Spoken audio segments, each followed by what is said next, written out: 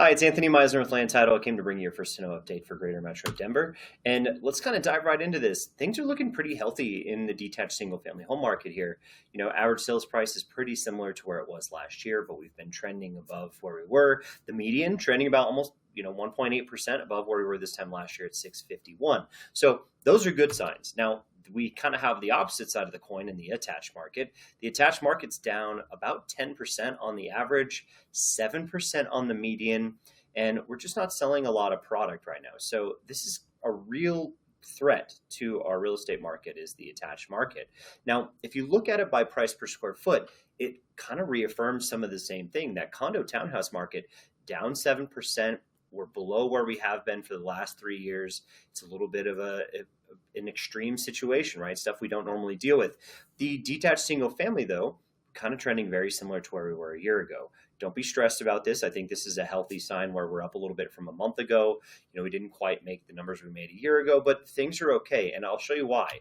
Now, look at this. The supply of inventory is really high. So it's creating some of that downward pressure. We got 9,200 homes on the market already, which is extremely higher than it has been over the last few years. But expect this to continue to rise because we have so many new listings coming to market, right? Seller behavior is extreme right now, right? We're up 28.6% on our new listings, above where we were even in 2022 at this time. So lots of sellers participating in the market. They're tired of sitting on the sidelines. You can see it from their behavior. We do have a lot of buyer behavior, right? This is the other side of the coin. Lots of buyers, not as many, right? 6,100 new listings, 4,600 under contracts, best March we've had since 2022. We didn't quite hit those numbers, but we're 14% above this time last year. These are really positive signs that, especially with interest rates driving down a little bit right now, we're in a really good position to really see more buyer behavior for the rest of the year.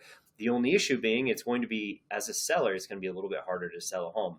If you're a buyer, you need to really get off the sidelines, though, while there's some inventory to look at, because this may not last forever, right? I mean, we have 2.7 months of inventory. We're quickly approaching more of a balanced sort of market in the metro area. That's 50% more than this time last year. But expect, as sellers continue this behavior, we will see more inventory seasonally on the market still. We're only looking at March data. So it's early in the year, but buyer behavior is such a positive thing, and we're so excited to share that with you. The other thing that you can see, and this is really normalized seasonally, 47 days in MLS is headed down just like it normally would. We're still quite a bit above where we were this time last year, so it's taking a little bit longer to sell homes by about a week. And that being said, that should be what we expect, right? With more inventory in the market, it should take a little bit longer, but it is going to trend down all the way to that May or June timeframe. The other thing that is to be expected, but also something that's really a positive sign for buyers, 99.3% list sale price this time of year.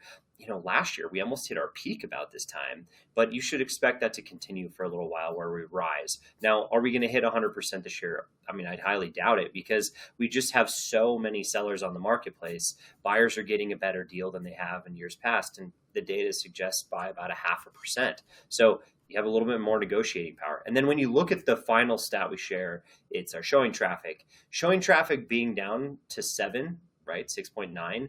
15% below this time last year shouldn't concern you, right?